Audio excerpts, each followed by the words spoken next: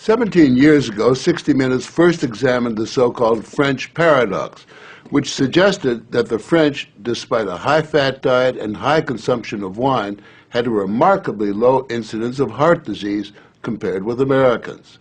Most researchers agreed that there was something in the wine that offered protection. And a few years later, even the highly cautious federal dietary guidelines say that moderate consumption of red wine can be beneficial. Now, scientists across the country have identified a substance in red wine called Resveratrol that they believe might do more than just protect the heart, but could, in very high concentrations, significantly extend life by preventing a number of age-related illnesses. If they're right, we all may soon be taking a pill that could give us an extra decade or two of healthy old age. If the promise holds true, I think this has the chance to change healthcare. Dr. Christoph Westphal says we all may soon be taking a drug that just might beat the clock, a simple pill that could delay the inevitable.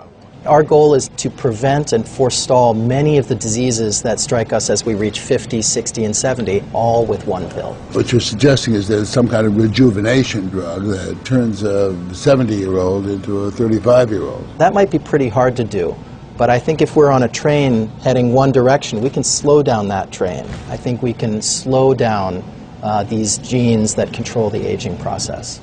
That quest to put death on hold began in 2003 when Westphal met David Sinclair, a biochemist at Harvard, who was studying the genetic components of aging.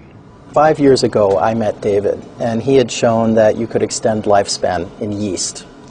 That's pretty exciting. Now, if you happen to be a yeast, it's very exciting. Yeasts are one thing, human beings are more complicated. So Sinclair focused on a gene present in almost all life forms, the sirtuin gene. It's normally inactive, but when it is active, Sinclair believes it triggers a survival mechanism that extends life. Convinced that something in nature could activate that gene, Sinclair randomly tested thousands of compounds. And bingo, he got a hit: Resveratrol.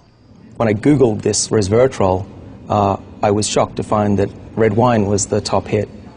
Red wine is brimming with Resveratrol. It's found in high concentration in the skin of the grape and seems to play a role in protecting it from invading bacteria and fungi.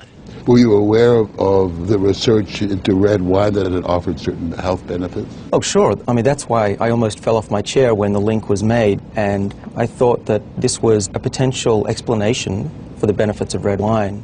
Convinced they were on the verge of a major scientific breakthrough, Sinclair and Westphal launched Certris, a Cambridge, Massachusetts research company. They, along with a handful of other cutting-edge biotech companies, are developing resveratrol-based drugs that they believe zero in on the longevity gene. The important news here is not that we found something in red wine. The important thing is that we passed a milestone where we can now make drugs based on this knowledge and potentially slow down aging itself. Everyone from plastic surgeons to your friendly snake oil salesman have been promising a ticket to eternal youth for some time. So the prospect of a prescription pill based on red wine that could trigger a longevity gene sounds too good to be true.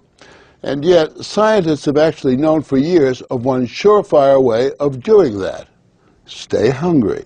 We have a pill that can mimic many of the effects of calorie restriction or exercise. So one can be very healthy and obese at the same time. Our goal is healthy individuals, ideally via lifestyle, and if that doesn't work, we believe that we'll have a pill that can mimic that.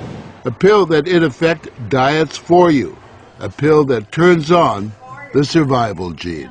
And what we're trying to do with our drugs here is to put the body in a defensive state, to ring the alarm bells and get the body to defend itself. Instead of dieting to set the alarm off, pop a pill. The pill is a highly concentrated form of resveratrol, a virtual vineyard of healthy living. How much red wine would you have to drink to get the kind of resveratrol that you're using? The sad news is that you'd need to drink about 1,000 bottles a day of red wine, which I don't recommend.